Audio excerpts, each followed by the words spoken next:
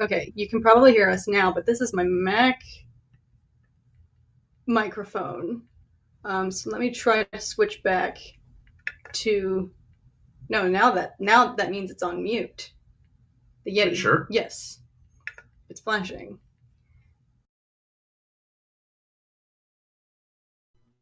All right. No, wait. Yes, because my screen is saying green. Can you hear us now? Heavy echo. Yeah, it was definitely echoey when I was using my laptop speaker, which would not be good, or microphone, rather. Can you hear now? We good?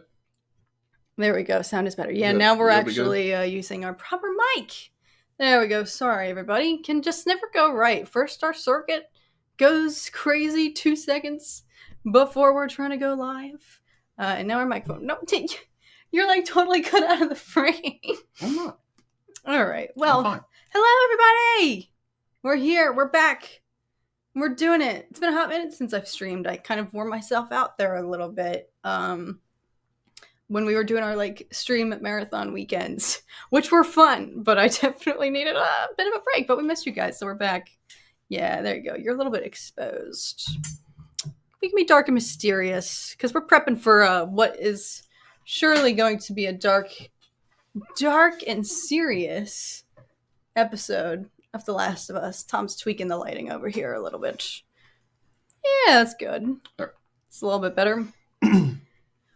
What is up, everybody? Sorry, we're flustered. Literally, our power went out like two seconds before we went live. Now our microphone wasn't working, so we're catching our breath here. Hello, everybody. Hello, Sean. Mace Windu in the house. Mace. Charlie. Jerry! Good to see you, Visitor Zeta. All of our friends, Dave. Gang's all here. I think I saw Simply Bird Church. Let's go. The Stanleys. Oh, God. Stanley just knows. Stanley's knows what's coming up. Stanley. Joshua, Dale, friends. Gang's all here. I am feeling your Fallen Order pain now. Oh, yes. Are you replaying the game, Sean? That's actually a good idea, replaying to get ready for April. Although it's literally... We drove past a billboard, actually, for Survivor. I keep wanting to say Fallen Order. For Jedi Survivor, we drove past a billboard, which was sick, but it had the date, and it was just a reminder, like, it's literally April 28th. Like, the literal tail end of next month. So we still got to hold out for a bit of a wait here, but that's smart. Fill the void and replay part 1. This is your first time playing, Sean? No way! Oh my gosh. Yeah, the first time around, as you guys even saw, the second time around, the puzzles, everything is just so annoying. Like, it's not... The puzzles and all that is not even fun the second time around after having already played it. So I wish you well. Tom always gets compliments. You want to stand Dave. up a little bit? Thanks, Dave. Show the full... Yeah, here you go. Full glory? Yeah. Nice, Death Trooper. I feel like Tom does a little bit of a fashion show, a little bit of an outfit show every time. Because you're either always wearing like your celebration special shirts, or like when you were wearing like your tuxes during the early days of DORK when it was Discourse. actually debate. Yes, we actually had debates. You had to dress for the debate. Which we haven't debated in a long time on DORK Discourse. Which I have some hot Mando takes. Oh, let's just get into predictions where we're going. Well, why don't we segue in? So why don't you take it away? Yes, we're going to be talking about Mando. We're going to go for a little bit tonight. We'll probably go right up until 6 o'clock, which is when The Last of Us comes out for us over here on the West Coast. And for you guys, it'll be 9 on the East Coast. So we figure let's freaking pass the time. And also, it's been a while since we've done a DORK Discourse and you guys have seen Tom, but the plot that is approaching for tonight's episode of The Last of Us is one that Tom has very much been looking forward to. So we'll probably go in segments, and maybe we'll start with Mando and Bad Batch because there's so much to talk about, so much Pedro Pascal content. That's pretty much going to be the theme of today's stream. Yep, it's a Pedro theme. And then we'll finish off the night. Yes. No. We'll finish off the evening with some Last of Us. So maybe for those of you who didn't play the game, if you want to scoot out, then in case you don't want anything to be spoiled, because the the ish that's about to go down tonight is actually wild. Yeah. So let's start though with Mando. Tom says he's got some hot takes. So why don't you take it away? What do you think? Okay. Well, I think the first episode was definitely not what either of us were expecting. I don't think it was what a lot of people were expecting.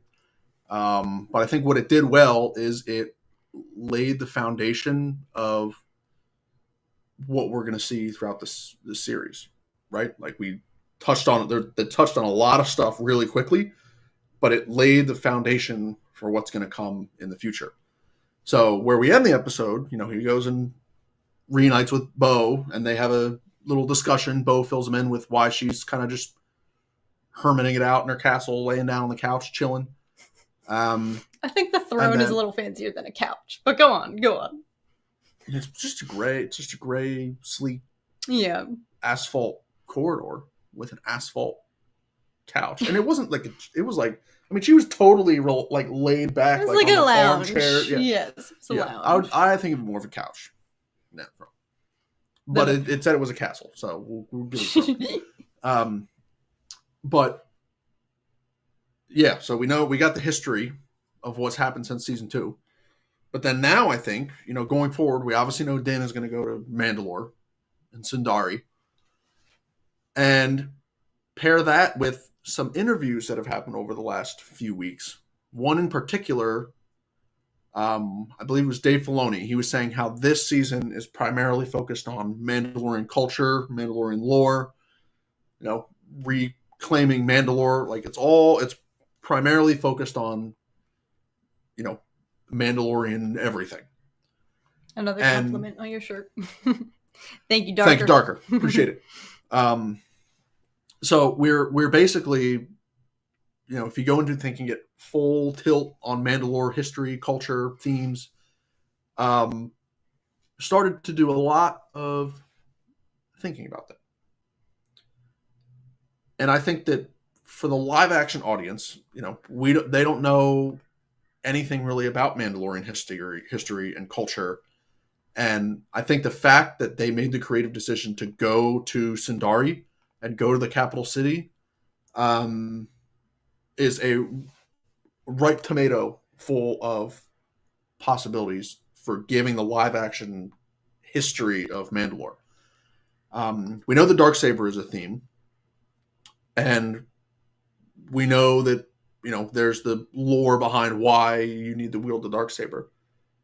But I think that in order to get the full context and to, assuming Din is going to get the Darksaber and lead the Mandalorian people, I think for it to mean that meaningful, I think they have to go back and show us the full history of everything that's happened, and particularly the history of Darksaber ownership. Go on. So let's count backwards in terms of Darksaber owners. Currently, it's Din. Previously, it's Gideon. Before that, it's Bo, and we got the Purge and everything that happened in the Purge and the Curse. But pre-Curse, we have Sabine, and then we have Maul. And then we have pre-Vizsla, who Maul defeated to get the Darksaber, who's related to Paz Vizsla, who's already in the show. So that's six owners that we've seen in animation. Only 2 of the owners we've seen in live action, in Moff and Din. So I think, they've already teased us with going over what happened during the Purge.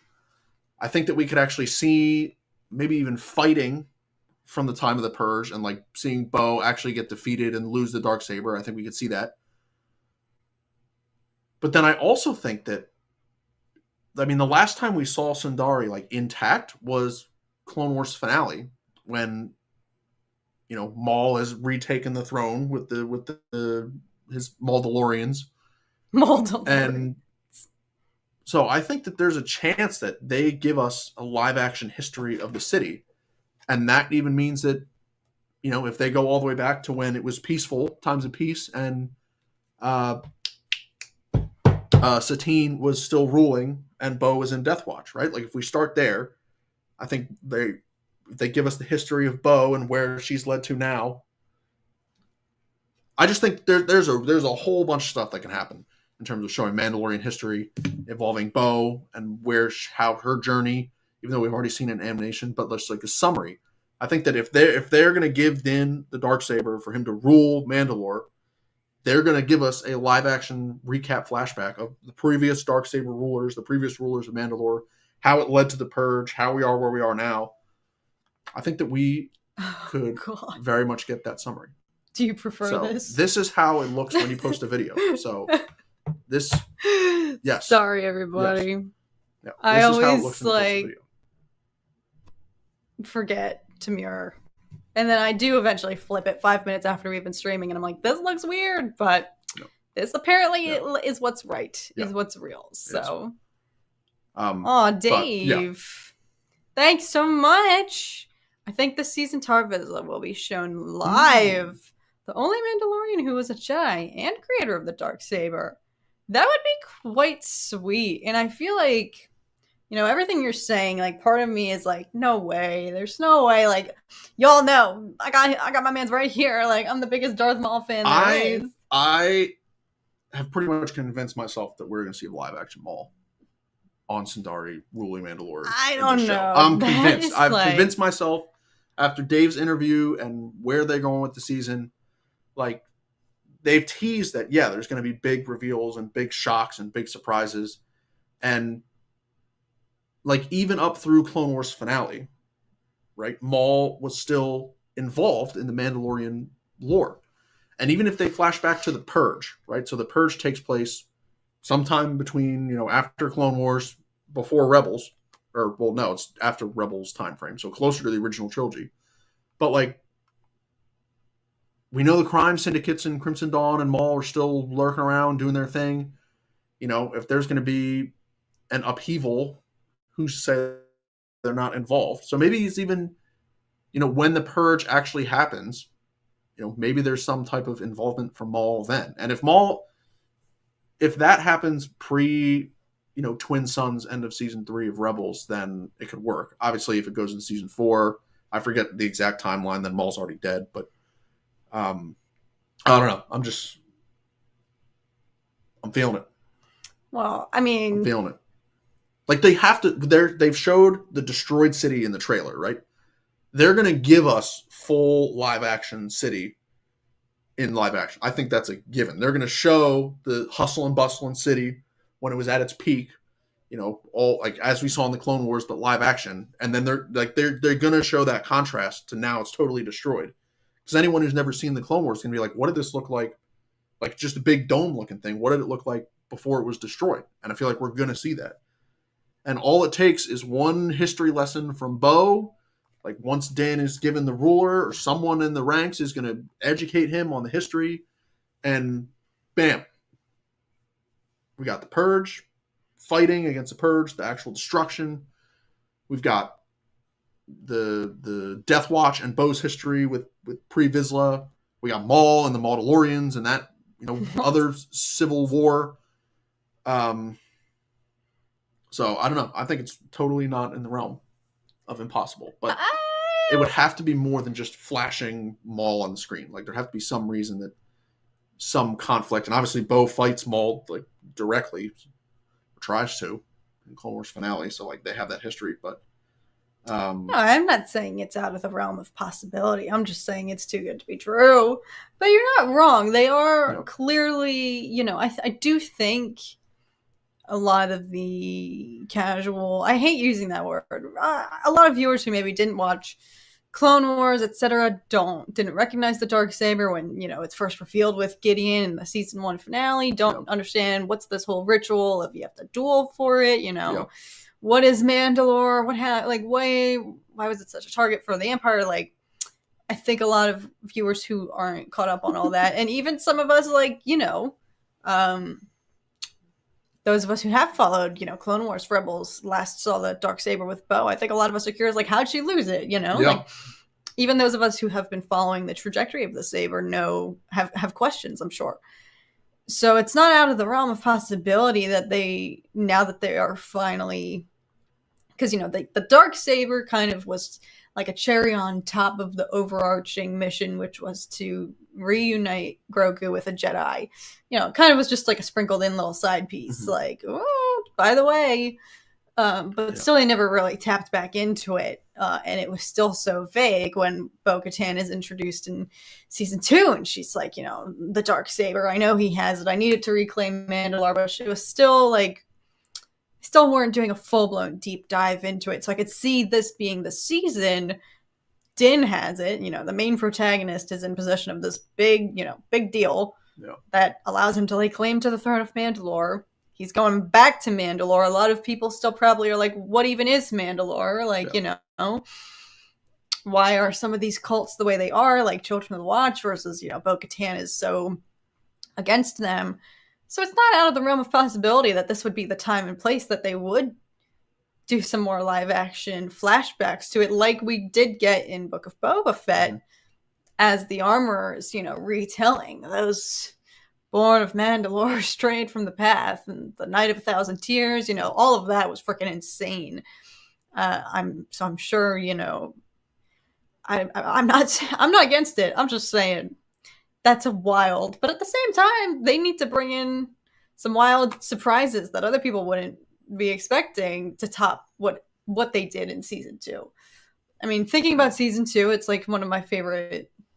As a whole, it's incredible. And of course, with the finale at the end, nothing can top that. So, but I don't want that to be like the best of this show, you know? Like this season has such potential, especially diving into the lore.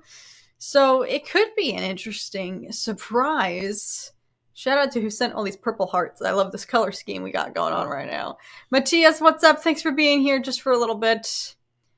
Oh, Jerry, I love it. Thank you. JT Lovecraft, what is up? Let's scroll back up. I missed a few here. I really hope they have more development for Grogu, because personally I think his story should have ended at season 2. I hope that... I do agree with this, and I know that Alex, Zach, and I have talked about this on Evil Ewok, that, you know, we want it to go somewhere, and we don't want it to just be like, oh, he's back, and, you know, he has cute little moments that are there for comic relief or whatnot for the kids. That reminds me. Okay, go ahead. No, you can keep going, but I knew I had another theory and thing that is 100% going to come true. Okay, well, through the duration of the show, and that just reminded me of what it was. So thank you, Julian, for bringing that up. Let's quickly catch up on the chat. Kevin, thank you so much for being here for 13 months. Let's go. Live action Maul. It's a great idea. This season I would love to see Ray Park freeze his role. All right, so you're not the only one. Yes, we're aware that Maul is not living, but a flashback opportunity could be great. Yeah, it would have to be flashback, unless... Dave, also good point. Yeah, how did Gideon... I hope that's another thing, we get some more development for him as well. Like, he's also been very mysterious throughout the show. Yeah. Continue. Maul is the first test subject of Palpatine's new cloning technology. And then we get that Maul in real life. Okay, I think that's out there. Julian, I like this question. Do you think we'll see any Ezra or Thrawn? I mean... also not out of the realm of possibility, and now that they teased the Purgle in literal episode 1, they're obviously trying to lay some ground here for connections to Ahsoka, you know? Like, Mando is going to be a vessel, like a leeway point. Like, Mando is the heart, it's the aorta, and the other, you know, there's other channels, that are going pumping. Arteries? Oh, yes, the arteries are pumping to Book of Boba Fett and Ahsoka, so... They're obviously, it's so funny that I said a heart and a GIF option for a pumpkin came up. Did you see that? Yeah. So yes, they're obviously laying foundation for Ahsoka there with that little tease, and it was very, you know, low stakes, but exciting if people, you know, if people understood the reference, it was like, whoa, it was one of the highlights of the episode, and for people who didn't, it was just like, oh, that's a really cool visual. So they're definitely tapping into that, but it could maybe be... I hope they don't recreate the same formula of like, oh, we have to just end the season with a big cameo or something like that. But I could see it being a tease, because what's the next project in the docket, Yeah. in the pipeline, is Ahsoka coming up later this year. So that actually could make sense that this season would end off maybe with some sort of segue tease about Ahsoka, but I don't necessarily want... I've been vocal about how I don't want these shows to all just bleed so much into each other that then all the other shows become like necessary viewing. Like maybe people like... I think that's fantastic. Why do you think Marvel's done so well? Is because Marvel's not doing so hot right now. I said was doing so well. Yes, the reason they have they have the budget to make 1 million things a year is because they've interweaved everything. So in order to feel like, if you're a fan, you feel like you have to watch everything to know everything, right? And because they're all interweaved, they're all intertwined. You watch something, you get some payoff from a movie that was 10 years ago or a show that was 5 years ago. And I think they've done that really, really well. So I think that's what they're trying to do here. But yeah, I don't think that we see them in the show. I don't think we see them. I think that they tease the Purgle so that people know. They're like, oh, what is that? But then when they show up eventually and you see them as what they are, then everyone will know, familiar with them in live action. Birdchurch has a great point there. Yeah, my mouse is being... Because you're using it on a soft, flimsy surface. All right, well, you can control. Gently. Use your left hand. I'm not a lefty. Okay. Yeah, Birdchurch. This is a great discussion point. If the Children of the Watch are truly the remaining sect of the Mandalorians, then that is perfect. Because, right, we don't know. Children of the Watch means nothing pre or during Clone Wars, right? Yeah. Or even during Rebels. There's no mention of the Children of the Watch. I think it was a new thing for us, yes. But we do know that, obviously, Maul flees Mandalore in the Clone Wars finale. And then, we just see like Gar Saxon getting arrested by the clone troopers. But we don't really know what happens to that sect. So, obviously Bo knows them as the Children of the Watch. And that they fractured their people, which the Mandalorians certainly did that. And Maul's taking over and Pre Vizsla and all that stuff. Like they definitely did, split the Mandalorian culture. So, yeah, if this is Rook, then that could be the perfect segue, because obviously we don't know anything about her up to this point. Yeah. And so yeah, what if Bo, like, what if Mando has this realization, this coming of knowledge, realizes that the Children of the Watch are not good, or that he doesn't care. And it's either partially due to what he ends up finding in the mines, or after that he goes back to Bo and asks for information, and then she has to reveal that your group directly stems from this person who was the obviously antithesis of a Jedi. And then we get that reveal. That could be awesome. Nick Gundy. Yeah. Thank you for 14 months. Yeah. Of membership, my friend. It's an honor to have you as always. But this is a hot take.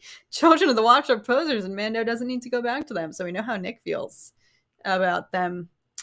Yeah, honestly, I think this is going to be the season for everybody's development here. More on that after this. Here's my guest for cameos: Ursa and Sabine Wren. I mean, yeah, Sabine. Yeah. I feel like that totally would have been leaked, because. Think about it. Sabine's not huge. If you said who's Sabine to anyone who's a casual, they have no freaking idea. They have no clue. If you say Luke Skywalker, if you say Maul. But think about it, like for Sabine Wren, everyone has a very clear image of her in the mind. Blonde actress, certain age range. Sabine has like purple hair. Wait, I'm so stupid. I'm thinking of Satine. I'm an idiot. Oh, Sabine. No one knows Satine. Sabine could entirely be, yes. That wouldn't be a leak necessarily, because she's already been guessed. No. Oh no, I'm an idiot. I'm just projecting, because I actually want like a name drop of Satine. I think we're gonna. Can Bo just freaking acknowledge her? Like, I need something, please. The opportunity wasn't necessarily maybe there in Kenobi, because his live action, arc never acknowledged Satine, so I'm fine with that not being an element of that show So in any way. But Anakin's for Bo-Katan, Satine is her sister and also a huge part of Mandalorian culture history. It would be the equivalent of, if not worse, than the lack of a Padme name drop in Kenobi. That would have been appropriate. Padme. They talked about Padme. They didn't need the name drop. Yeah. It made it more powerful because they didn't directly name drop. No. There's no reason for Obi-Wan to tell Leia about Padme. If he name drops Padme in front of little Leia, what is she going to do? She's going to go back to Google search. I don't care about little and Leia. Try and be like, I care about with Anakin. I care about face to face with Anakin. Yes, he had to watch Padme die. Yeah. She was literally a third of their trio, and he watched her die at the hands of Anakin to an extent. He couldn't have said, "You killed Padme," literally, like, "F you, you ruined everything." Like, he couldn't, even in that context. So that's more stark of a, she just never existed. You're not even going to bring her up. She's literally one of the core trifecta members from the prequels, and you're not even going to just give us a little something. Yeah.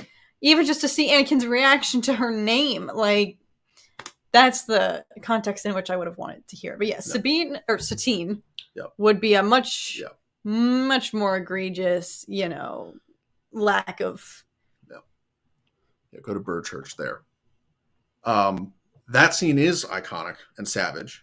And that could be the perfect scene to bring to live action to show all of them. Oh, you're kidding. Like Bo watching her sister get slaughtered by this evil ruler of Mandalore that then turns her into wanting to rule Mandalore. I mean, that's the perfect scene to reenact in live action. It has Maul, it has Satine, it has Obi-Wan, it has Bo. They're all there. It's like a pinnacle moment that spurs the change in Mandalorian history. And it's just awesome. It's awesome. It's so awesome. I need to see that. Totally see them bringing that to live action. No, that explains Bo's change in character arc, right? To switch to, avenge her sister's death and to rule Mandalore and reclaim the throne. Like, that's the whole spurring. So if they bring that to live action, you see Bo and her lowest point, turning her where she is now, then you start to feel bad for her. It's like, oh wow, her sister was the ruler and she died to Maul, and then she tried to reclaim the throne, and then she's tried twice, and then she's failed both times, and it's like, well, someone needs to avenge Maul because the scene is so brutal. So I'm all for them bringing that to live action. Oh my god, what's up? Who thinks Bo-Katan and Ahsoka will cross paths? I hope they do. Yeah. I'm sure it's a possibility. At this point, I think it's not out of the realm of happening. I hope. I wonder if Ahsoka. I mean, she was at the premiere, so I guess she is going to be in this season. What, Rosario's at the premiere? Yeah. I mean, I think she could show up. I think it depends on the main conflict. Like, they keep saying they want to retake Mandalore, but from what we know, no one's on Mandalore. Like, the Empire destroyed it, and so it's not like anyone's ruling it. It's just been destroyed. And are they just saying, let's bring a force together to fend off any pirates that are lurking there and then rebuild it? Or is there some actual ruling body that's still there that they're trying to fight against? Because they haven't really clarified what's the conflict against, right? And we don't really know. So I think that they got to bring some context. I think they've emphasized a lot. That planet is cursed. Why would you want to go back there? It's turned to dust. They've really stressed that it got so horribly eviscerated that it's literally just such a blow to their history that they can't even the mere thought of even going back there, they're it's suicide. It's cursed. It's the planet turned to is in shambles, and it's just kind of a reminder of what happened to them. Is I can see it from that perspective. Let's let go of our past and retake our home mentally and emotionally, and let's prove it's not cursed. Like, let's build it back up and show that we can endure and, rebuild after this. Like, in that sense, potentially. Yeah. I mean, this is Sean, this is exactly like fighting over the land grant and the ownership, taking over the foreclosure of the Imperial Bank of Mandalore after they destroyed it. Like they haven't, I mean, Kevin, you're saying you're assuming there's a ruling body, which, I mean, I think is the assumption. Like Bo is trying to amass forces and ships to like go to war with someone, but the Empire's gone. Gideon's not directly sitting on the throne, right? He's just perusing around. And Gideon's taken care of at the moment. There must be some sort of Imperial outpost or like something maybe remaining, because they're not going to leave it unattended. Just I don't know. At the ready. With the way they demolished it, they were like, the goal is no one can inhabit this ever again. Which, based on what they've said, seems to be still holding true now, like 10 years later or whatever. Well, probably not 10. Maybe. Yeah, probably like 10. So yeah, I think it's very interesting. And I think that we could be in for a surprise of who they're actually going to war with against. And maybe that ties back to the whole previous ruler thing. Dave, thank you so much again. Another Mandalorian I want to see is Fen Rao. Yeah. That would be very cool as well. Yeah, I do hope we maybe get some more history segments perhaps in the season, but I mean, based on the way this first episode went, I'm not sure that's in the... Maybe it is. Maybe it is in the cards. I don't know. It could be. It wouldn't be like, oh wow, so shocking. But it seems to me like they're just more focusing on present at hand characters, relationships, development. I don't know. I just don't want to get my hopes up, That's a good point, Micah. There are a lot of planets in the Mandalore system. That's true. Surface of Mandalore with sand and high heat from heavy bombing turns the surface to glass. All existing cities are obliterated. Yeah, so it's definitely not looking too good. I mean, I'm so excited to see the visuals when he does go back to Mandalore. That'll be sick. Likelihood might be a small civil war between the Mandos versus Children of the Watch. Nick! I like that. I mean, that's kind of what they're setting up, but like Bo knows that he's a child of the Watch, that Din is part of the Children of the Watch. And like if they were at heads that heavily, I don't think that Bo would even entertain the idea of helping Din. So I don't think that's a big enough conflict, and they've set that up as a big enough conflict to be the main conflict of the season. I think Din is a bit more... I mean, I'm trying to think of the Armorer, for example. She's very anti-Bo-Katan.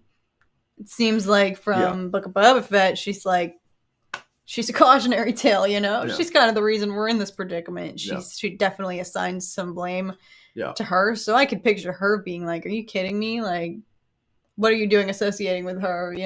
Why would you even try to entertain the idea of reclaiming Mandalore with her? I think some more Children of the Watch purists, I can picture Din trying to have be a mediator position on that, being like, listen, we need to just get over ourselves and do this. But I can picture some other Children of the Watch maybe being against that.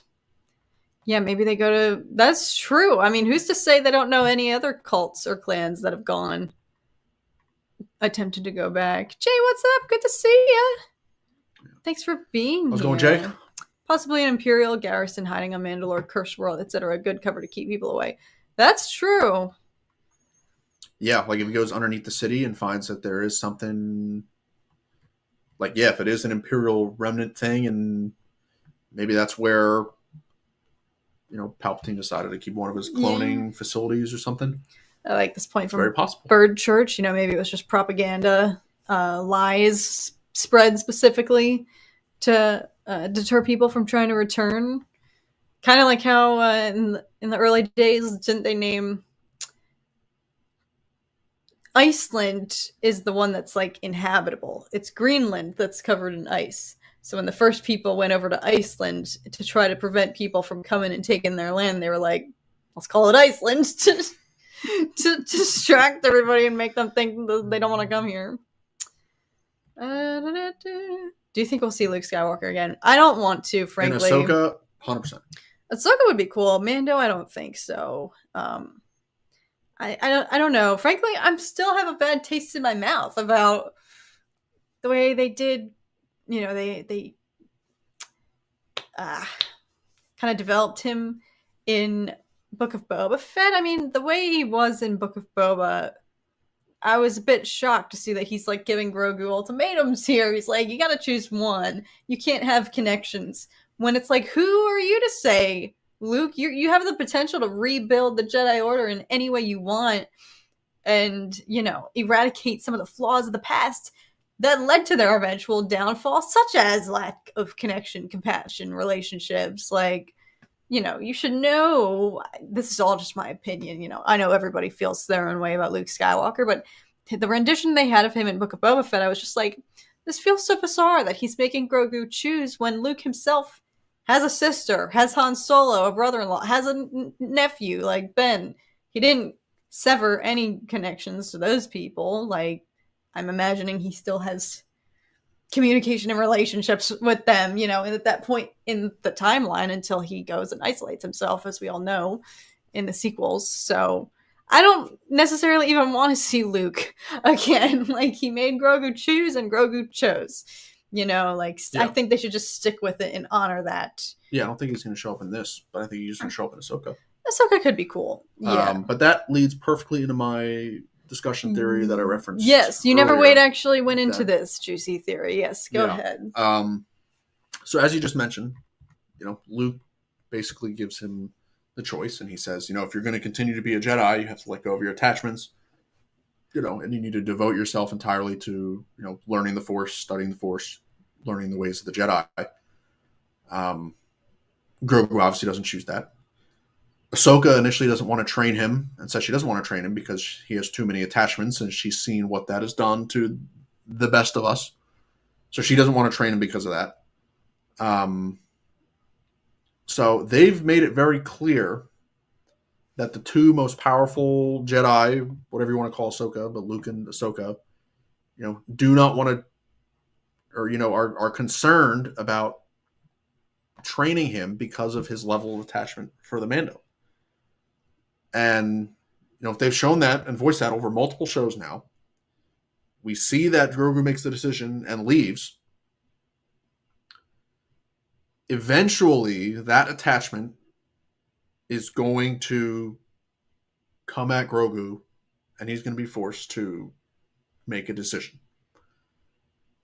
As soon as, it's going to be very interesting, as soon as Mando and Din, is on the edge of death, on the edge of dying or being tortured or something, Grogu is going to have to make the choice of, do I unleash? Do I tap into the dark side? Do I go and use the hatred and anger and rage to protect Din? And I think we see it happen. Oh. I think that they've hinted that Grogu's attachment is concerning to Luke and Ahsoka, who both have a ton of experience with that. And I think we're going to see that attachment actually drive Grogu to do something that is of dark side nature. No, I've been thinking, the same thing. Like, he is going to tap back into his memories and start relearning things that are going to become coming back to him with or without Luke. Luke was just there to keep it in control and steer in the direction of, this is how this is what's right. This is the right way to use the Force and deter him from the darkness. Not that he was using that at the Jedi Temple, but we saw how he choked Cara Dune in season 1.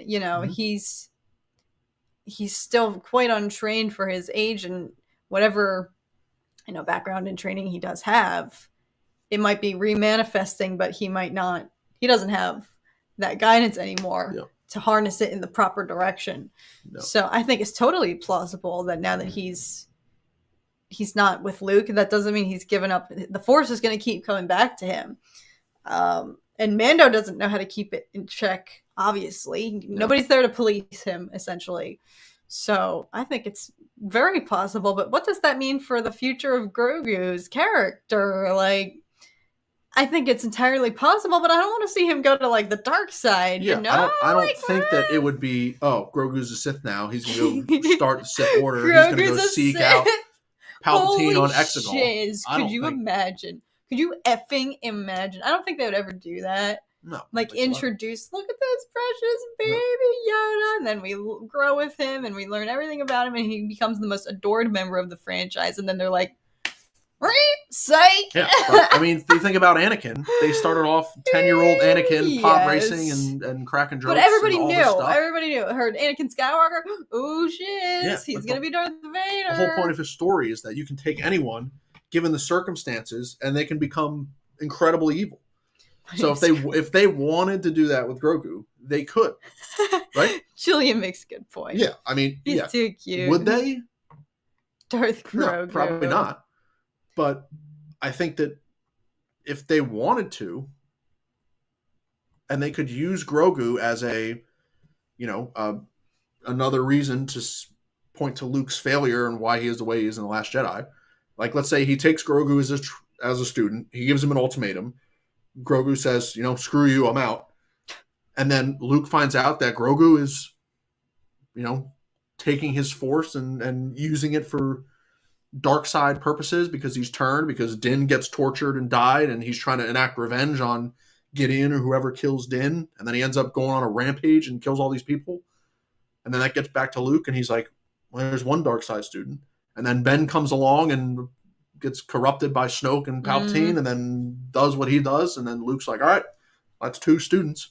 I don't want Grogu, though, to become a vessel for the sequel trilogy. Yeah. That makes sense. No. I like this. Yeah.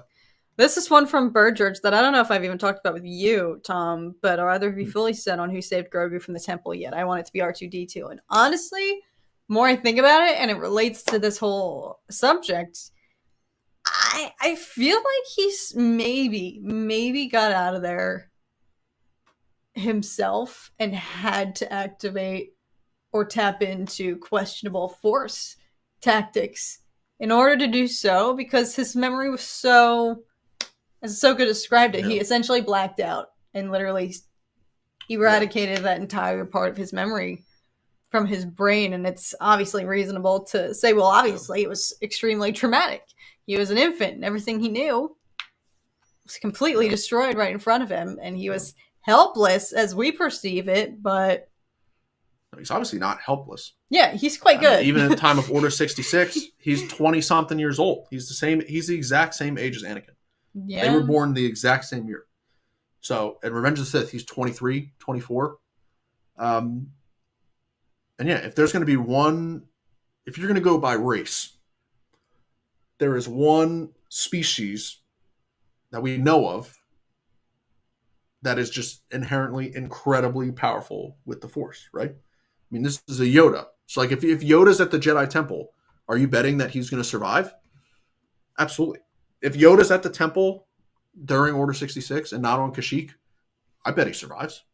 Why wouldn't he survive? He's the Grand Master of the Jedi Order. I think, of course, he survives. Another one from Dave. No. Thank you so much again, my friend. This one looks like it's for you. Let's see. During Order 66, do you think that it's Anakin breaking through the door that Grogu recalls? I mean, they definitely showed it and made it seem like it is a lightsaber cutting through the door, right? I think there are pros and cons to it being Anakin cutting through the door. Number one pro is we get to see Hayden again during Order 66 on the temple, which is awesome. That's a pro. But I think a con is that, during Revenge of the Sith, you're watching that scene, you're picturing in your head that Anakin and the 501st slaughtered everyone in that temple, and there was not one single survivor in that temple, right? Like that's what you're thinking in Revenge of the Sith, and Order 66 in general. Like when you're watching it, you are truly in the belief that Obi-Wan and Yoda are the only two Jedi to survive, right? Like you're thinking that.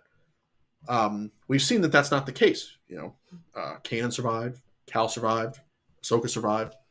So we're seeing more and more Jedi that have survived, and the Inquisitors, obviously the Inquisitorius, they were all former Jedi and they've survived. So like we've seen more survivors, but I think one of the shaky parts about Reva and Kenobi is that she was at the temple. Anakin literally stabs her through the chest, and she plays dead and survives.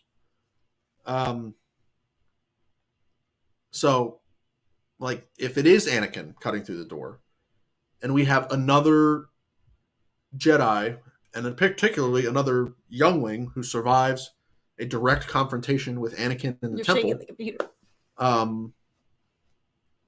I think that might not sit well with a lot of people. Yeah, repetition. But we don't really know how the Inquisitors were chosen and recruited by, Vader, Palpatine, the Empire to become a part of the Inquisitorius. So, obviously, the Grand Inquisitor was the lead Jedi Temple Guard guy. But we don't see how they choose who they pick to be an Inquisitor or what. I guess Reva, because she was playing dead on the temple, and I guess they found her and she survived and they wanted to recruit her. But we don't even know if that's necessarily true.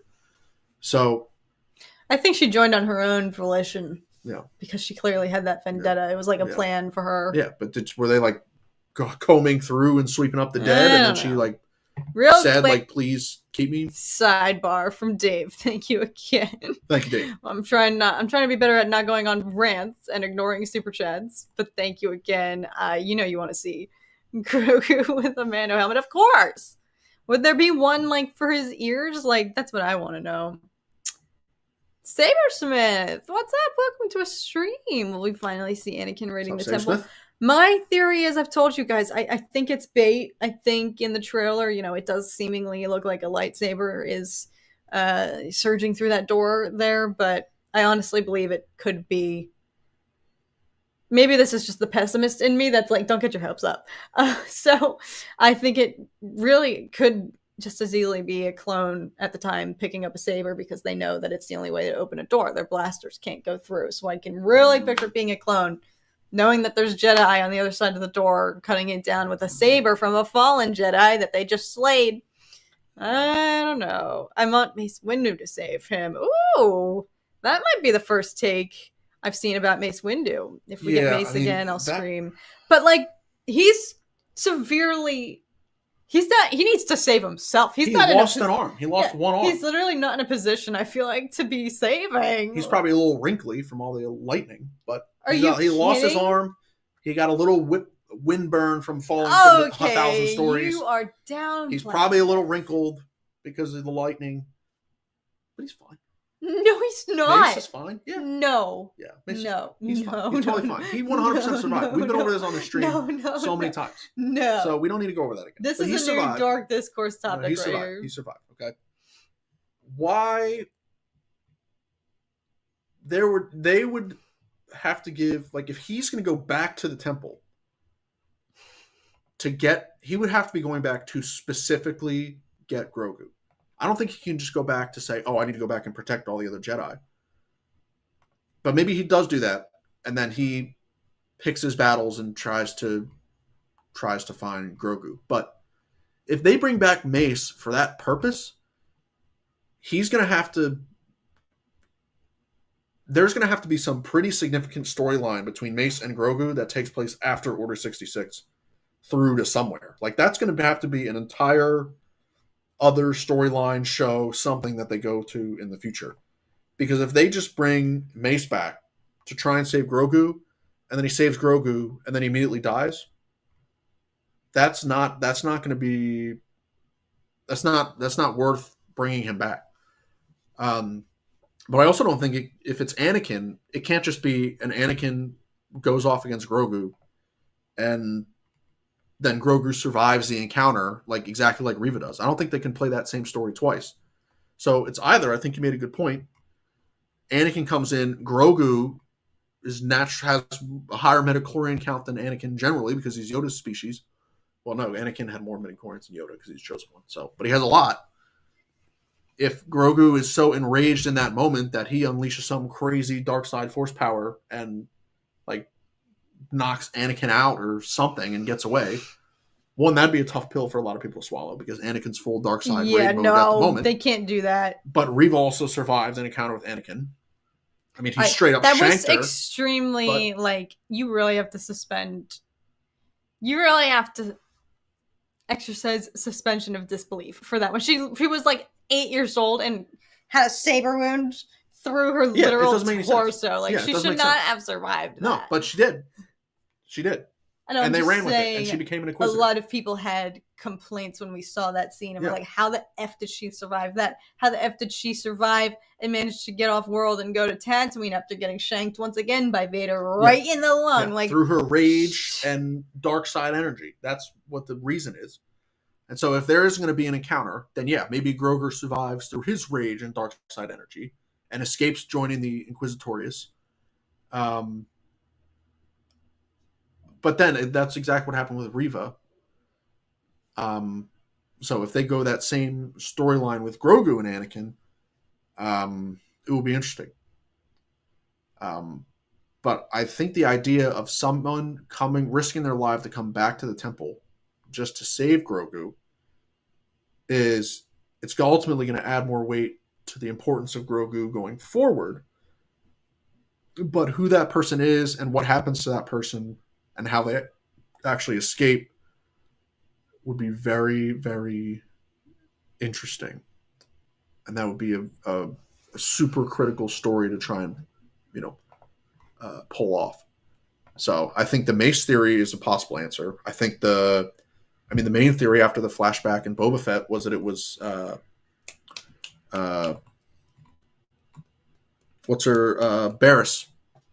Yeah. It was Barriss, right? Because allegedly the symbols match the symbols on the hallway in the Anakin versus Barriss fight scene in Clone Wars. So, like, if Barriss for some reason was able to break out of the prison and come get Grogu, why would she be coming after Grogu? Why would she do that? What would her motivations be? What were they going to do with him after? Great questions. I think my favorite theory, though, is that Palpatine specifically orders Anakin to kill everyone except Grogu, because he wants Grogu to be his subject for the cloning. Because from Palpatine's perspective, he's like, I've had to deal with this little green schmuck of Yoda for this entire time. He's just been sitting up in the castle, Jedi Temple, leading the Grandmaster, being the most powerful Force user in the galaxy, blah, blah, blah, blah, blah. Palpatine's probably so fed up with hearing about Yoda that as a part of his master plan, you would think, okay, Yoda's going to die. I need to kill Yoda. But Grogu is from his lineage. Maybe he's related to Yoda. Maybe it's a direct offspring of Yoda, like Ki-Adi-Mundi, like mating with 1 million wives to keep his species alive. Maybe Yoda did the same thing. So I think if Palpatine directly orders Anakin, kill everyone, but find Grogu because I need him alive. Now we know it would be for the purpose of cloning, but in the moment, obviously we wouldn't necessarily know that. But I think that also explains the Empire's obsession with this Grogu guy, right? Like, clearly there's, with the price of the bounty and the Imperial remnants, like, they all know about Grogu. They're clearly trying to find him and capture him and, obtain what's going on. So maybe that stems from Order 66 and Palpatine's orders right out of the gate saying, I need this kid alive for purposes that are yet to be revealed. But then eventually we get that reveal in Episode 9. Here's a lot to think about there. I'm just trying to think about, like, how did Grogu get on the trajectory of being on the Empire's, watch list, becoming a target, having a bounty placed on him, being so effing valuable to the Empire? Like, how does he not only escape, survive, but still go on their radar? So that leads me to, all along our theories have been like, who saved him? Who got him out? Who helped him escape? I think if somebody were to have saved him, like, I don't know that if somebody like Mace Windu did save him, or if it was another Jedi, like, unless they got caught as well, during their escape somehow, or when they were on the run or trying to lay low, I don't see how somebody who could have saved him, it would end so badly that he would then fall into the hands of people kidnapping him and then suddenly a bounty being on his head. Like, I wonder if he was in Imperial possession before we see him in The Mandalorian, because what do we know about that compound where he was on Quill's planet when we first find him, when Mando first gets there? Yeah, it's literally armed by all these random, obviously, like, dudes who can engage in combat, but like, what were they doing with Grogu, and why was he there? Like, what did they want with him? Did they even know who he was? Like, were they trying to hold out and get the bounty on him because they knew of his value? Were they trying to sell him to somebody else? Like, I feel like, what were the circumstances there? Like, how does he come on the Empire's radar? I don't think that he could have been in Imperial control, because why would they be going after him this heavily now in Mandalorian if they already had vats and vats and vats of his DNA ready to go, right? Like, if he had been captured in Order 66, they extracted all his DNA, they've been using him for years to get genetic material, they wouldn't need him in The Mandalorian, right? But obviously, at the aftermath of Order 66, there's a ton of Jedi DNA laying around, right? Plenty of people to choose from. If they find that things aren't working, then they're going to start getting more desperate, and then they have to start going after more powerful Force users, right? So my guess is that they have 1 million dead Jedi bodies laying around in the temple. They're pulling DNA out of those, all this Force sensitive DNA, trying to make good Force sensitive clones out of that. It's not working. Obviously they know that Obi-Wan escaped. They know Yoda escaped. I think they're going to have to know Grogu escaped, because otherwise they wouldn't be looking for him. And they obviously try to find Mace Windu's body. They can't find it because he lives and escapes. But I think that if they're clearly using Grogu for cloning. If he was in Imperial control, they wouldn't be looking for him now, and he'd probably be dead. Unless he was briefly under Imperial control and then got rescued by someone, then that could be something. But yeah, it's really interesting. I think that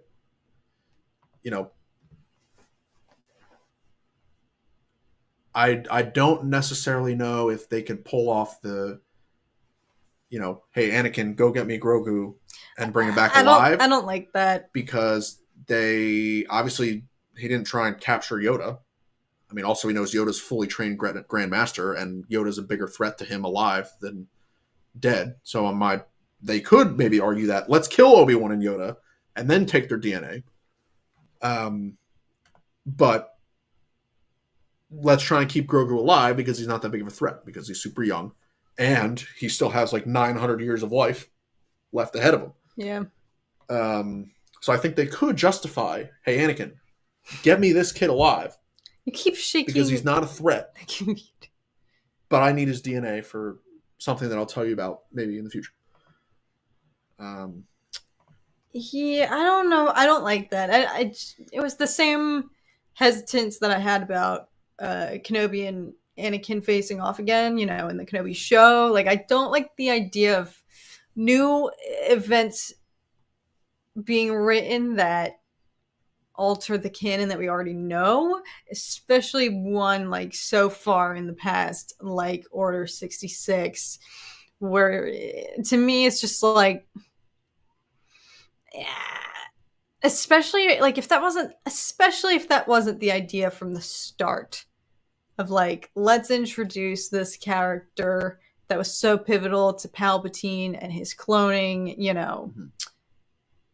especially because to me it sounds like Grogu's fate. I don't know if they have something set in stone for him, if it was always the plan for him to reunite with Grogu, but I think it was extremely abrupt to the point that a lot of us were shocked to see how quickly they were reunited, to the point that it really felt like that was a response to how upset the fandom was that their paths did part ways. Like, it felt so quick and rapid that it seemed like a, not damage control, because it was a beautiful ending to season 2, but it felt very much like, okay, they saw the impact that the loss of Grogu had on everybody, like crying their eyes out. So they were like, okay, let's bring him back because everybody clearly loves him. So not to say that that is any indication, like the fact that they were reunited so quickly, it implies that they didn't know what they were doing with Grogu. That's not what I'm saying at all. Like that, or that,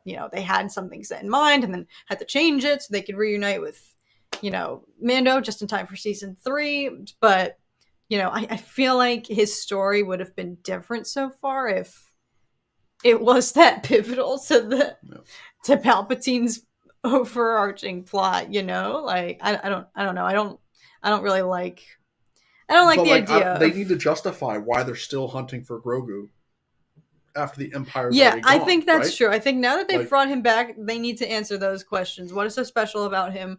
What did the Empire want to do with him? Also, keep in mind, they were ready to just execute him in Mandalorian in the first few episodes after Mando delivers him. And Dr. Pershing finishes whatever he needs to do with him, extracting blood, etc. They were like, all right, terminate it. So they clearly only needed an extent from Grogu, the midichlorians, the blood, whatever. And then they were just gonna, get rid of him. But yes, they need to. I think it's time now, especially because they brought him back. It's like, okay, now that he's back and he's here, don't just have him being the little sidekick, the little companion, yes, he's amazing. He's great for the comedic relief, the cuteness aspect. The show would not be the same without him. And frankly, I don't even know if I fully subscribe anymore to the way I used to feel about how I think they reunited too quickly. Like, I don't know if I feel that way anymore, because seeing the two of them again together in the season in the way that I think it will help, develop Din's character, I don't feel that way necessarily anymore. That said, if you are going to bring him back, it's time. Answer the questions. I don't know. I can't say with any certainty at all if I even have a theory about how he got out of the temple. All I know is with certainty they need to actually touch on it this season. Yeah. They've drawn it out enough. Yeah. They've teased it. They gave us those, amazing flashback moments in the Book of Boba Fett, which half the fandom probably didn't even, see. That's another thing. Like, a lot of people are focused on, like, those who didn't watch Boba Fett are probably like, when did Mando and this little baby Yoda get back together? Like, but I think we're also bypassing the fact that we got those amazing flashback scenes too that were life altering, and a lot of people are probably going to be like, what? When they dive back into that in Mando here. So I think they've drawn it out long enough. I think people I'll start to get antsy if they don't address it this season. They're going to give it to us. Because they're not just going to give another flashback and not have a reveal of the answer. So don't get rid of that comment. Okay. This is a great point, Visitor Zeta. Initially in Revenge of the Sith, Palpatine's monologue to Vader is like, go to the temple and kill everyone. Do not leave a single person breathing alive that entire temple. You need to go there and slaughter them all. Exactly. And in Kenobi, they already kind of went against this, where he didn't kill everyone. There's a survivor. Okay, but I think it's safe to assume if you're Vader that stabbing a youngling through the abdomen would finish the job, okay? Like, the fact that Reva survived that, like, is so, the odds were so stacked against her in that moment. It's so unbelievable that she would have survived that. So you can't blame Anakin for accidentally, leaving. I mean, Revenge of the Sith, it was pretty clear that no one survived, right? Well, yes, by daylight, yeah, everyone who was still there was obviously dead. Who's to say, though, that as soon as the coast was clear, Reva didn't get up and bolt out of there? She didn't, because she became an Inquisitor. And Grand Inquisitor's like, we found you in the gutter, right? Meaning she didn't crawl out of the temple, go find a rain gutter, lay down, and then the Grand Inquisitor came out of the bar and said, oh, what's this? Oh, that's a new Inquisitor. They would have found her in the temple, still alive, or barely alive, right? Like, she said that she played dead, but then when did she stop playing dead and become an Inquisitor, right? So, like, the fact that Reva survives essentially already goes against, the show no mercy line in Revenge of the Sith, because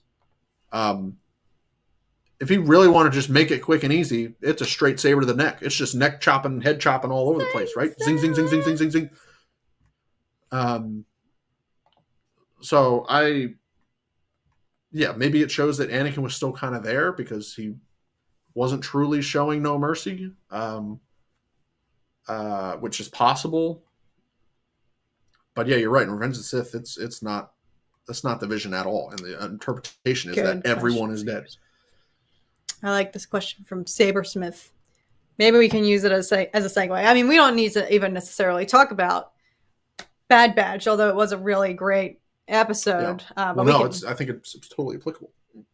Yeah, that connection. I low-key was wondering. I was like, how old would Dr. Pershing be? He would have been still quite young during that point in the timeline. And he immediately was introduced. Dr. Pershing's a little bit more like gentle. He's like, and seems like a nicer guy. I don't know. We'll see. His character, I think that could be quite interesting if they send it in his character as like extremely pro-Empire, actually really malicious and bad. But that's not what we've been led to believe necessarily. He obviously has compassion for Grogu. It could be for self-serving reasons, though. Somebody did comment that, yes, if it wasn't for Pershing, Grogu would already be dead, which means they wanted to eliminate him and he kept him alive for some certain reason. So maybe that wasn't necessarily for a Mother Teresa moment of, oh my goodness, by the grace of my heart, I'm gonna save this child. It could have been self-serving as well, for all we know. Maybe Pershing has his own experiments he wants to conduct or whatnot. So that's another thing that I want to see get unfolded a little bit more in the season.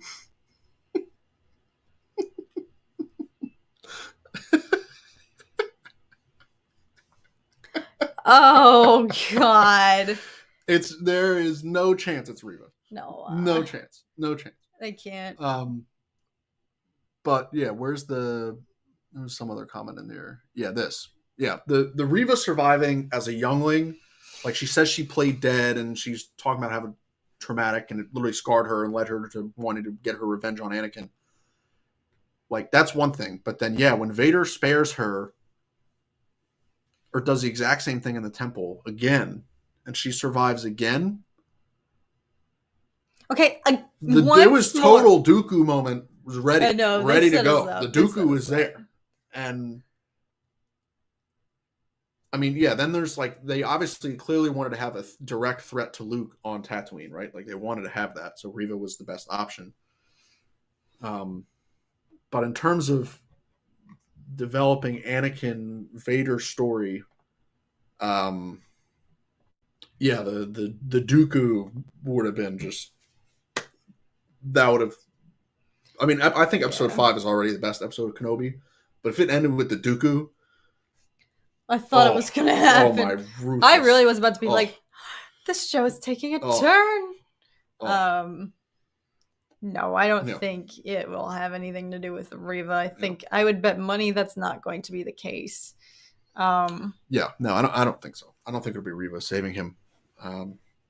But I think that someone else had a comment that said Back to Dr. Pershing. I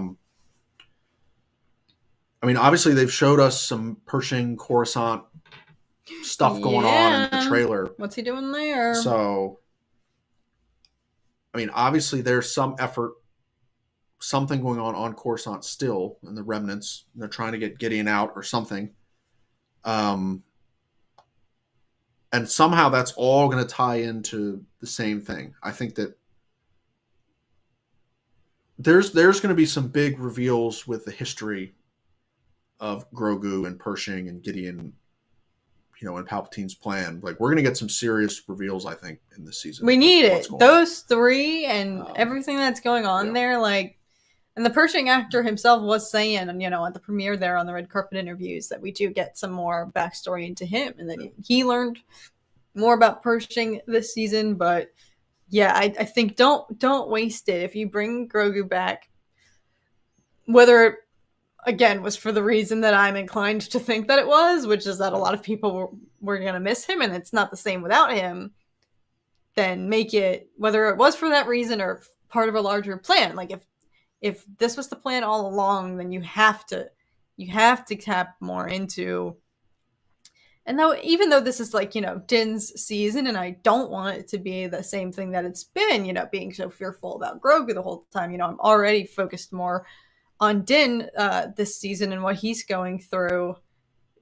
At the same time, I think they can undergo some development together. Maybe Din does see Grogu using the dark side at some points. Like, he doesn't even know what that is, I'm sure. Like, but it, he's already seen him choke Cara Dune. He can tell right from wrong. So if he sees Grogu using the Force in questionable ways, would be interesting to see him have a reckoning and be like, oh my God, I wanted to be with this kid so much. I am the reason he left, his Jedi training. Is this my fault? Like, what's happening? Yeah. Like, I don't know how to control this. This might be like a consequence of Grogu having to choose, and his compassionate relationship that Ahsoka, had tried to warn Din about and been like, listen, I don't think you should even pursue this. So I think I want to see more development all around. Yeah. For everybody, especially Gideon, though. Yeah. There's chats going on in the chat about Maul being the one to save him. And I believe I saw that the theory is, in Maul's mind, if he saves Grogu, then he has leverage with Palpatine and he can gain power that way. I think if Maul flees the Star Destroyer and goes directly to Coruscant and the Jedi Temple, that dude is more of a madman, full of insanity, the biggest stones on the planet or in the galaxy of all time. Like, if you're going to barely escape a falling Venator with a million clone troopers on it, and then go to the heart of the Republic, to the Jedi Temple, to specifically go after one thing in the Jedi Temple, when you know exactly that this is Palpatine's plan and he's turning all the clones against the Jedi, what do you think they're going to do when he shows up? Clearly they were fighting him already. It's like, if he's going to go to the Jedi Temple just to get Grogu, just to have leverage with Palpatine, props to him. Well, let's be honest. Big props to him, because that is. I mean, you think he'd want to take a vacation after the trauma that he just went through trying to escape that Star Destroyer, barely making it out, and then he's going to go straight to Coruscant and try and free Grogu. I mean, I hope it is, because that would be awesome if we get a Maul hallway scene with a bunch of Jedi and clone troopers, and that would be awesome. Part 2. No, Maul's smart, yes, and he's self-serving, yes. So it's not entirely hard to believe that he would be crazy enough to do that, because he's so fueled by selfish, trying to claw his way back and regain Palpatine's trust. But at the same time, they made a clear point to show how absolutely terrified he was when he realized that Palpatine was enacting his plan. He literally would have rather died. He was actually trying to take his own life versus watching it unfold, knowing what was in store. So that said, I think he probably got off that ship and was like, I'm getting as far away from any of this as I possibly can, because he's He's smart. He's a badass, and he's selfish. Yes, but he's not. But he's fearful. Like he'll be a chicken. He can be a chicken when it suits him. If it means he can stay alive, like he's not gonna go to the temple. Yeah, I mean, this is a good point. Who else is going to teach Grogu how to force choke? Oh, right? Goodness. That's a good point. Well, the point is, like, Charlie, this is another good point. Did he learn that, or was that just instincts? Yeah, I mean, who's to say any young Jedi, if they're not steered in the right direction, wouldn't all young kids resort to violence? Yeah. You know, they punch things, they bite each other. Like, when they get angry, it's natural for children to go towards a more negative response. Yeah. So, you know, who's to say every youngling, every Force-sensitive child in the galaxy who maybe doesn't receive Jedi training wouldn't resort to Force? I don't know. But Luke also Force choked the shat out of that Gamorrean guard. The shat? In Return of the Jedi. He pulls up, just straight up pins the Gamorrean guard against the wall. That's true. He's not against it, clearly. To Maul's credit, he was insane enough to try to lure Anakin and Obi-Wan to Mandalore so he could try and kill Anakin.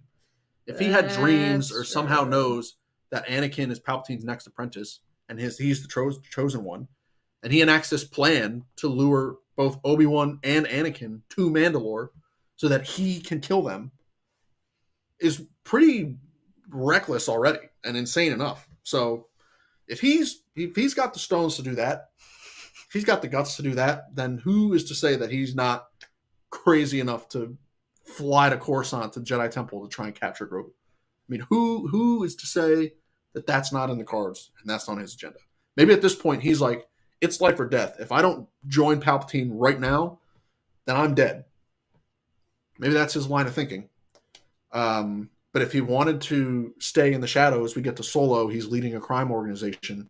If he really wanted to stay, you know, under the radar, invisible, not, you know, out of sight, out of fear, he wouldn't be doing what he's doing in Solo. He wouldn't be lurking around on Malachor, like Charlie said, for, you know, but he's clearly afraid of Vader. Like, he clearly knows who Vader is. He wants nothing to do. Clear history there. So, actually, maybe he does go to the temple. And that's the history that he's talking about in Rebels. Maul knows Vader. He's had, based on what he says in Rebels, there's been some experience between the two of them. What if Maul does show up at the temple, and then Anakin shows up, and then he kicks Grogu out, and then Maul and Anakin is just demolishing him, and then Maul barely escapes with Grogu. And then Maul is afraid of Anakin Darth Vader for the rest of his entire life. Because Maul and Anakin don't ever have an encounter, right? They don't ever meet in the Clone Wars. I don't think. Someone correct me if I'm wrong, but that would make sense. At least it's backed up in Rebels. Why you see Maul like completely afraid of Anakin Vader. This is not going to happen. No, it's not. But if they went that way, they got some leverage in the future in Rebels. It's not like it wouldn't make sense to say that we don't see Maul and Anakin's interaction. Let's answer this from Dave. Thank you so much again, Dave. You've been very generous. I know it's not Maul saving Grogu. Anakin and the Five FS were already attacking the temple. Yeah, that's a good point. Yeah. True. Maul was preoccupied. Maybe Grogu learned it by seeing Anakin do it in the Jedi Temple. If it's Maul, the writers have not been doing their homework. What are you laughing at? That's funny. They have not been doing their homework. That's funny. Yeah, Maul literally makes it needs to be shown so many holes in this season, Alice. It's the last straw for me. Golden Guy, what's up? Freaking good to see you. Barasafia as Grogu's savior is the most likely, in my opinion. It's already teased as her in the first flashback. That's a good point. A lot of people were dissecting that scene in Book of Boba Fett, and indications, designs on the walls were reminiscent of those. In Barris's, quarters or something like that. Ooh, Dave, that's a good point. If Grogu is ordered to be held and captured by Palpatine, and then he's taken to Dr. Pershing, and Dr. Pershing starts to do his tests on him in Imperial custody, Yeah, what if Maul does take him from there? This isn't to going to try and get happen. leverage? Look, if we're going to see Maul in this context, I'd prefer that it's in your original theory, which is that he's very already entwined. They don't need to do all this because No, he's not gonna be at the temple. already Yeah, he's not gonna- entwined no. with Mandalorian history. No. If we're going to see Maul in any context, which I don't think we ought, No. y'all know I'm the first person to be like, Darth Maul, frick yes, tell me when and where and I'll be there. I genuinely don't believe. It would be too good to be true. But maybe, because they have to top Luke effing Skywalker. Like, they've got to do something. Not that they have to, but that was one of the most successful things in all of Star Wars. I don't want that to be the peak, and I'm sure they don't either. Nobody wants to be like, oh, that we're never going to top that. Yeah. No creator wants that to be the best work they've done. I just thought of an even better theory. Oh, Jesus. I thought of an even better theory. It's not Anakin bursting through the door. I have a very specific reason why it's not Anakin. Palpatine wants Grogu for testing purposes. He also doesn't want Anakin to know anything about this cloning future purposes, right? Because if Anakin knew, they would know about Exegol, and the whole sequel trilogy doesn't make any sense. So if we're going under the assumption that Anakin Vader knows nothing about Exegol, knows nothing about Palpatine's contingency plan at all, then what if Palpatine goes to the temple himself to capture Grogu? So that he doesn't have to tell Anakin, I need this person alive. And Anakin's like, what do you mean? Why do you need this person alive? You just told me to slaughter every single other Jedi in the entire universe. But Palpatine goes to the temple himself, captures Grogu. If we get a Palpatine hallway scene?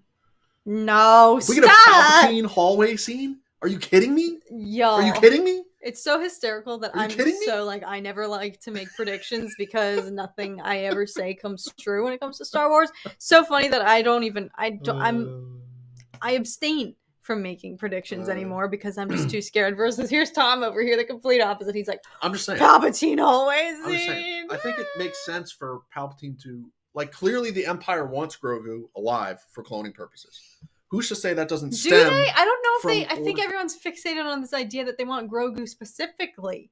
I don't know if that stemmed in Order 66. Who's to say they Moff didn't Gideon come across? tells him, like, you know how powerful this child is? You know how special this child is? Who's to say they didn't discover that post Order 66 when Grogu was on the run, when Grogu was maybe getting bounced around from captor to captor?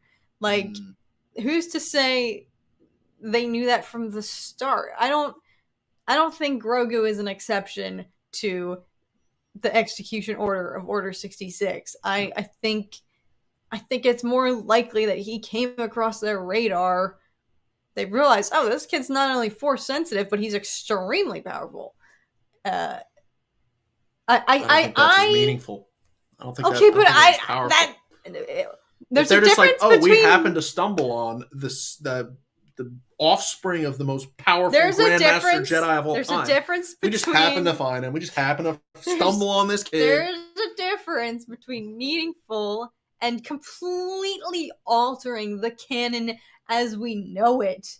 And they're altering it by Palpatine surviving Return of the Jedi because he has a cloning. Yeah, and look what happened that pissed off a lot of the fandom. But they're trying to develop that. So if Palpatine were to sneak into the temple to get his prime subject himself, so that Anakin doesn't know about it, I think it makes sense. It's better than sending Anakin in there after him himself, because then Anakin knows about it. It's better than Maul going directly there. It's better than Mace surviving to go back to the temple. It's more meaningful than if Barrish just decides to go back and capture Grogu. If Palpatine himself is willing to not go in front of the Senate anymore, but go marching into the Jedi Temple active war zone to get Grogu himself, I mean, that just alone tells you how important Grogu is. But if Palpatine captures him himself and he is in Imperial control, then yeah, it's like, okay, how's he going to get out? So yeah, I mean, I don't think that's going to happen, because I do think it's clear that he escapes, that he doesn't get captured and he escapes the temple. But yeah, well, yeah, we have to see. We have to see. Yeah, this is a good point from Nick Gundy. The only reason I can think that the Empire wants Grogu specifically is solely because he's the same species as Yoda. Yeah. Yes, that's what that already is a basic trait he has that sets him apart from.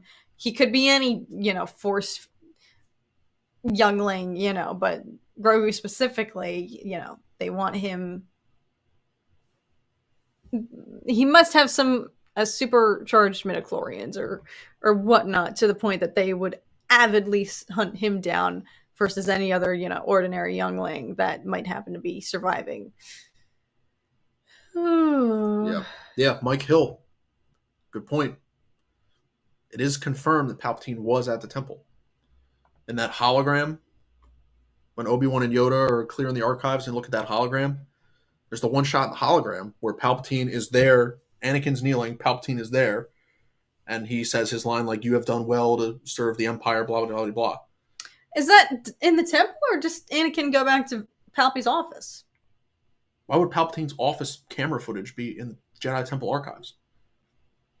Oh. Like they're in the Jedi Temple looking at the Jedi Temple archives, and they're scrolling through footage of Anakin fighting Jedi, and then it goes to this shot of Palpatine there talking to Anakin. That's true. And we know how flawless Dave Filoni is at merging in the timeline of Revenge of the Sith with the Clone Wars Season 7 finale. Yeah. Basically enhance the timeline of Revenge of the Sith and directly interwove it with pieces of Revenge of the Sith. Mm-hmm. Directly replicating, the round table hologram scene. So, I mean, this is one little snippet of Revenge of the Sith that Dave Filoni could totally take and run with and say, Palpatine was at the temple, confirmed here. So, who's to say? Who's to say? Well, we've definitely talked more about Mando than I thought we were, and I certainly didn't think that we were going to spiral on to such heated debate regarding, this is going to be all for naught if we don't actually get these answers. The only thing it's I just can going to say, be clones. It's just going to be regular clones. Grogu just force lightnings them, turns to the dark side, and then gets the out only of there. thing I can say with certainty is that we need to get these answers this season, or I know I'm going to lose it, and I'm sure a lot of other people are going to, we've been holding out for a while now. So, yeah, that was funny. I hope so. But we've got George's return. T-minus 14 minutes here, folks, till The Last of Us. Hi, Thomas, what's up?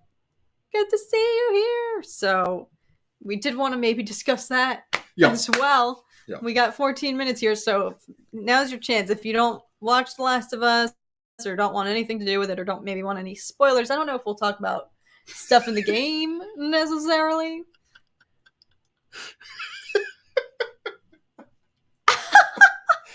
HJD. If you were there for that stream, you know exactly what you this are an OG. What? That is OG humor right there. Or the sun. Palpatine lines or the sun. Who wins? That's hysterical. Yeah. We didn't really talk about Bad Batch outside of Pershing and the cloning. That's true. We didn't talk about Bad Batch. But the last episode was incredible. It was so last good. Bad Batch episode with the Zillo Beast and the cloning future and Palpatine's secret order. And awesome. So good. Yeah. So awesome. It was great. And I just love that it's connecting now with, the Bad Batch themselves. It was an amazing episode to begin with, and I had literally no complaints. It was so scary. I was like, why am I so afraid right now? And it made me honestly want a Star Wars alien inspired horror film. That would be freaking sweet. I loved how scary it was in the beginning segments there, the mystery, the confusion, the discovery that it's a Zillo Beast, everything about getting to see another taste of the Empire. And they literally just, no questions asked, went and rallied up any witnesses of the villagers who happened to see it. They don't give a flying frick. So that was great seeing this new doctor here kind of take in the place of Rampart. It's interesting. I love these soft-spoken, intimidating Imperial, characters who don't come across as the most menacing, but you can just tell, with the flip of a switch, they can end you. Yeah. So I'm excited to see more of this character, and maybe if we get to see any more of this cloning stuff, I hope this isn't the extent of it, but I'm just very glad that at the end of it all, they tied it in and finally established some overarching conflict outside of just the general, the Empire is bad, we need to do something about it, but by not only showing that the group is ready to Oh, did your phone die? No. Yeah, the group is not only ready to peace out and part ways with Sid, but now they're being hunted by the Empire because they need Ahsoka. They need Omega. So I'm really glad they're finally weaving back in this facility here where they're keeping Nala Se trapped.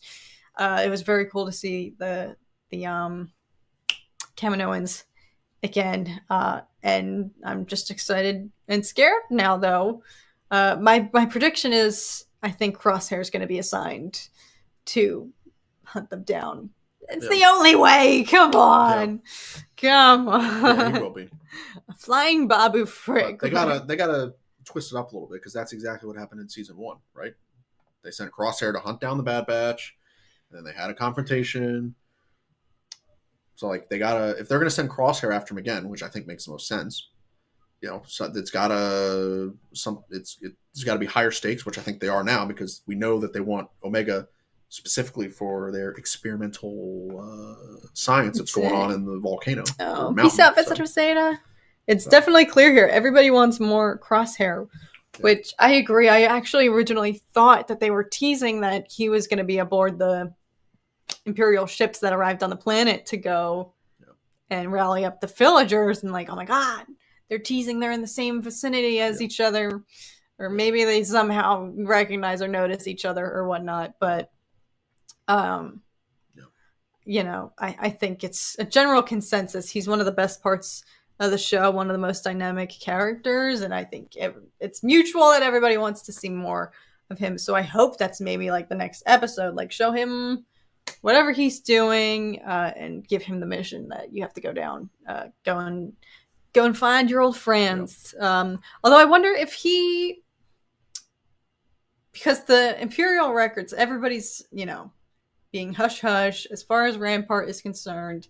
The Bad Batch survived, but Rampart's saying the Bad Batch. Well, yes, dead. I think I think knows that they are alive. Oh, and so you think he's going to spill beans? Or? Yes, or wants everybody to believe that they're dead, which is why he immediately assassinated the one clone, the commander who was like, I'm pretty sure it was the Bad Batch, and he was like, you're wrong, bye. Like, but maybe, yeah, there's a lot. We've only got, 6 episodes left. There's lots I want to see more of. Yeah, Cody, what happened to him? Rex and Echo, that would be cool to see the two of them, together at some point in action. This whole new storyline here that involves Crosshair hopefully being the one assigned to track them down, the rest of the group. And Rampart, yes, they right at the peak of when he was starting to become more ingrained in the plot, they sabotaged him and took him out and arrested him. But I would like to see some action from him in jail, or if Crosshair gets assigned, if I don't know, we get a Rampart in jail episode, like we got the Crosshair in, or if Crosshair gets assigned to them and he goes and visits Rampart and he's like, are they actually alive? Because Crosshair literally saw them. Crosshair knows they're alive. He literally saw them take off, so he knows. Yeah, why didn't Crosshair spill the beans? He's a good soldier. He's just a kiss up. But maybe because he would have told Rampart that they survived as soon as they rescued him, right? But then does Rampart tell him to shut up? Remember when Rampart was interrogating him a little bit? He was like, did you enjoy your break? Oh, so you were there for 30 rotations. I wonder how you were able to even survive in the first place. Yeah. And you were sure you were alone when you got picked up. He was questioning. I think Rampart knew that Crosshair had interactions with the Bad Batch, and they were part of the only reason he was able to escape Topeka City to begin with. But I think Crosshair was being tight-lipped about it. That's a good point. But I think, there's lots to see. Good point. Hopefully. I think this latter half of the season has been stellar. Yeah. Way more exciting, I think, than even some of the episodes of season 1. Really, definitely, really good stuff that they've been tapping into ever since the middle of the season point there. So But yes, any words you would like to say? We're 7 minutes out here, so maybe we'll get going early so Tom can quick charge his phone. And no, well, we should talk about The Last of Us. Yes, I was going to say, any final points you want to talk about? You try to transition, but I yes, back going to that into match, The Last of Us. My apologies. Going into The Last of Us. Yeah, so for those who have played the game, you know what's going to happen in tonight's episode. For those who haven't played the game and are watching the show, no spoilers. We'll keep this wrap up spoiler free. But yeah, this was, after playing the game, what's going to happen in the episode tonight is my favorite, I think, Last of Us story arc between both part 1 and part 2. Yeah. Playing it for the first time, I mean, it comes so out of left field. You're just sitting there stunned that like humans would go to this level, and it also enhances Joel's and Ellie's relationship by a million. Well, it's huge character development for Ellie too. Yeah, big. Yeah, and just everything that happens is just so incredibly written, and horrifying. And it is truly a treat. And I am very, very excited to see the general population's reaction to tonight's episode. For those who have not, who have no idea what is going to go on. It was the same with Sam and Henry. Oh, sweet Lord. And that, what happens there, it's one of the most tragic moments of the show. But the sequence that's going to happen tonight is the most it's the most it's the part of the game that sticks with you the most, at least when I think about The Last of Us, playing through this level, the way it's staged, the situation, what ends up happening. It is wild, and it perfectly leads into what the finale is going to be, which is also going to be incredible in its own right. But this is the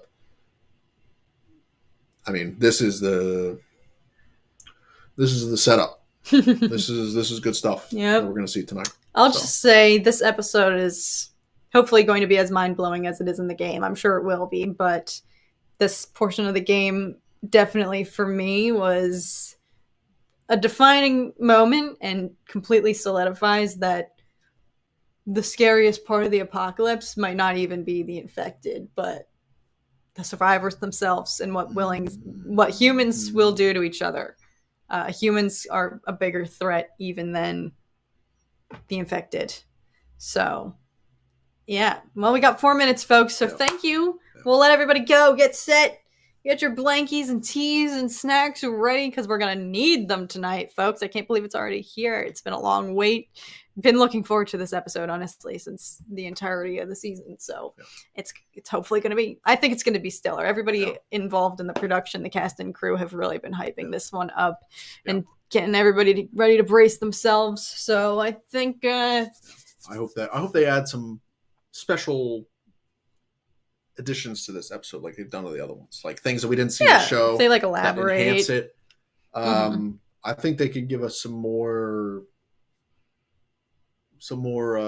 gruesome examples of what this crowd is up to. You're already getting into spoilers. So without further ado, all right. And can I say that you will be reacting? Yes, I'm going to be filming a reaction to it. Yes, I have held off on doing The Last of Us reactions just because everyone knows I already played the game, so the whole point of reactions is to be surprised, the shock factor. But the show's been so moving, and there have been a lot of surprises and, additions and things that still have made me break down and cry. So, Bird Church, thank you so much. Sending us off. Very generous of you. Thanks for a great stream. Super fun and good to chat with everyone. Thank you for being here. Shout out to you, Bird Church. We had a great time. It's been a while since we've done a DORK Discourse. We had some awesome theories. Yeah. Awesome theories tonight. Indeed. Everybody did. Tonight was a good night. Tonight was up there in terms of engaging. quality Dork Discourse episodes. Yeah. I think tonight's definitely up there. So thank you guys so much for hanging out. I hope everybody enjoys tonight's episode if you're watching. But yes, I'll catch you guys in my reaction. I'll be reacting to this and to the finale because I figure these are probably going to be extremely lit. So, all right. I'll pray for all of us. Nope. Thank you guys so much for hanging out. As always, it was great to see you guys, and we'll catch you guys again very, very soon. Adios, everybody. I'm muted and you were still talking. trying to nerf me. Have a good night, everybody. Enjoy the episode if you're gonna watch. Enjoy Bad Batch and Mando Part 2 this week. True. I'm sure we'll reconvene at some point to discuss. But yeah, thanks everybody again for hanging out.